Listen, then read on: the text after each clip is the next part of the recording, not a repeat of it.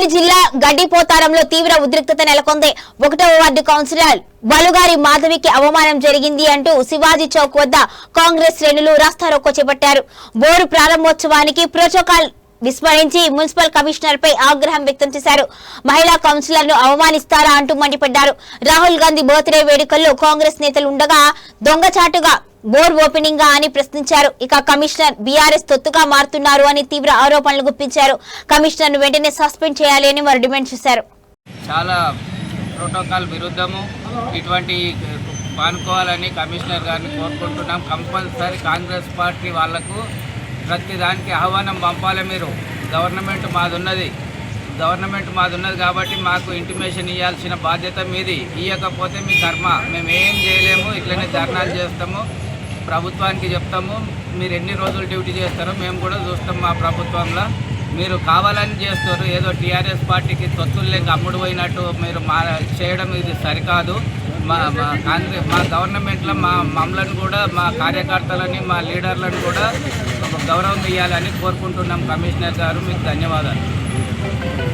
Commissioner down down commissioner down down commissioner down down commissioner down down commissioner down down ఓటగాని commissioner down down ఓటగాని commissioner down down commissioner down down 1వ వార్డులో ఒక bore వేయించి ఒక మహిళా commissioner గారు మరి మన కౌన్సిలర్ను అవమానించినట్టు, ఆమెను విలువకుండా, ఎవరు కూడా కాంగ్రెస్ వాళ్ళను కేర్ చేయకుండా మరి అధ్వానంగా తయారైన ఈ మన మున్సిపాలిటీ గడ్డపోతారు మున్సిపాలిటీలో మాకు చాలా బాధ అనిపిస్తుంది. నిన్న కూడా ఒక ఆమె ఒక్కరిని కూడా విలువకుండా ఆమె ఒక్కటి వచ్చి ఎవరినో పిలిచి ఓపెన్ చేయడము చాలా బాధాకరం. మరి ఇది పద్ధతి కాదు.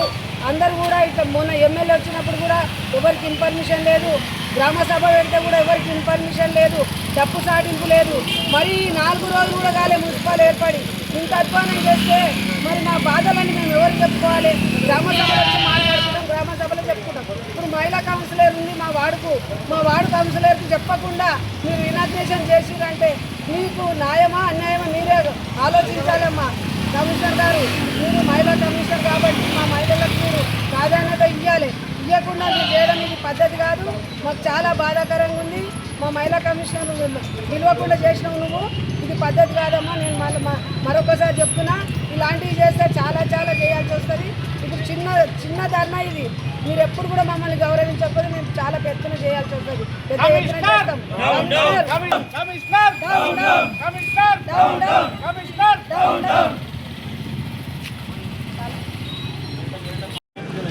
ఈ అభివృద్ధి కార్యక్రమంలో మరి ప్రభుత్వం నుంచి వచ్చే పనులు తీసుకుని మాకు ఇంటిమేషన్ లేకుండా మా కాంగ్రెస్ పార్టీ తరఫున గెలిచినటువంటి ఒక మహిళా కౌన్సిలర్ని మీరు మహిళా కమిషనర్ అయ్యండి అవమానించడం బాధాకరం.